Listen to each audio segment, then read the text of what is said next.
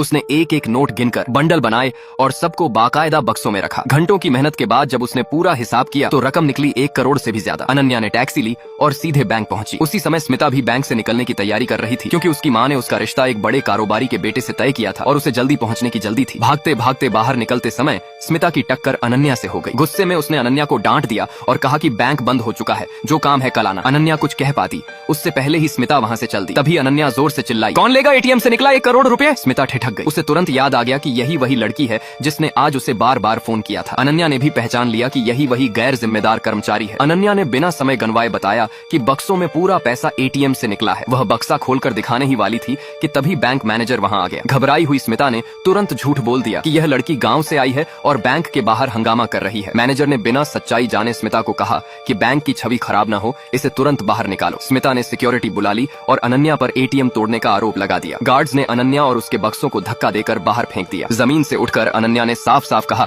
कि वह एटीएम से निकले 1 करोड़ रुपए लौटाने आई है, लेकिन किसी ने उस पर यकीन नहीं किया। गार्ड्स हंसने लगे और बोले कि उन्होंने आज तक एटीएम से पैसे उगलते नहीं देखे। आखिरकार अनन्या ने आखिरी बार स्मिता से पूछा कि क्या वह वाकई उसे भगा देना चाहती है। स्मिता ने घमंड से हाँ कह दिया। तब अनन्या ने कहा कि वह चली जाएगी, लेकिन उससे पहले उसे एक लिखित प्रमाण चाहिए, एक ऐसा कागज जिसमें लिखा हो कि अनन्या ने एटीएम से निकली रकम बैंक को सौंपने की कोशिश की और आगे की कोई जिम्मेदारी उसकी नहीं होगी। स्मिता को अब भी लगा कि यह सब नाटक है। बस अनन्या को हटाने के लिए उसने झटपट कागज लिख दिया, उस पर अपने हस्ताक्षर किए और उसे थमा दिया। सबूत हाथ में आते ही अनन्या ने फिर पैसे लौटाने चाहे, लेकिन स्मिता ने ताना मारते हुए कहा कि अगर उसे बक्से इतने पसंद हैं तो या तो खुद ले जाए या कूड़ेदान में